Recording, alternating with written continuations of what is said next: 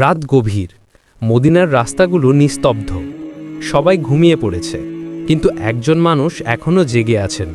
তিনি খলিফা ওমর ইবনুল খাত্তাব রাদিয়াল্লাহু আনহু। এই মহান নেতা প্রতিদিন রাতে নিজে শহর ঘুরে দেখতেন কোনো মানুষ যেন কষ্টে না থাকে। এক রাতে তিনি মদিনার প্রান্তে হাঁটছিলেন। হঠাৎ দেখলেন এক ছোট ঘরে আগুন জ্বলছে। তিনি ধীরে ধীরে এগিয়ে গেলেন। দেখলেন এক মা হাঁড়িতে কিছু ফুটাচ্ছেন আর 3টি শিশু পাশে বসে কাঁদছে। ওমর রাদিয়াল্লাহু আনহু কোমল কণ্ঠে জিজ্ঞেস করলেন, বোন, তুমি কি রান্না করছো? মা বললেন, কিছু না আমিরুল মোমিনিন, শুধু পানি ফুটাচ্ছি। আমার বাচ্চারা ক্ষুধায় কাঁদছে, তাদের বোঝাচ্ছি কিছু রান্না হচ্ছে যেন তারা ঘুমিয়ে পড়ে।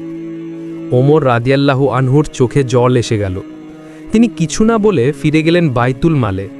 রাষ্ট্রীয় তহবিল থেকে নিজ হাতে 1 বস্তা ময়দা ও কিছু তেল তুললেন। সহকারী বলল, আমিরুল মুমিনিন, আমি নিয়ে যাই। ওমর রাদিয়াল্লাহু আনহু বললেন, আমার পাপও কি তুমি বহন করবে? তিনি নিজেই কাঁধে বস্তা তুলে নিলেন আর হাঁটতে লাগলেন সেই দরিদ্র মায়ের ঘরের পথে। যখন তিনি ঘরে পৌঁছালেন, মা বিস্ময়ে তাকিয়ে রইলেন। ওমর রাদিয়াল্লাহু আনহু নিজ হাতে আগুন জ্বালালেন, হাঁড়িতে ময়দার তেল ঘাললেন, খাবার রান্না শুরু করলেন। শিশুরা হাসতে শুরু করল, মায়ের চোখে আনন্দের অশ্রু। তিনি জানতেন না যিনি আগুন জ্বালাচ্ছেন তিনি এই উম্মতের খলিফা। খাবার রান্না শেষ হলো, শিশুরা পেট ভরে খেলো, তারপর হাসি মুখে ঘুমিয়ে পড়ল। ওমর রাদিয়াল্লাহু আনহু কিছু দূরে গিয়ে দাঁড়িয়ে রইলেন, যতক্ষণ না তিনি নিশ্চিত হলেন ওরা পরিতৃপ্ত হয়ে ঘুমিয়েছে। তারপর ধীরে ধীরে চলে গেলেন রাতের অন্ধকারে। মৃদু চাঁদের আলোয় তার ছায়া মিলিয়ে গেল মরুভূমির বালুর মাঝে।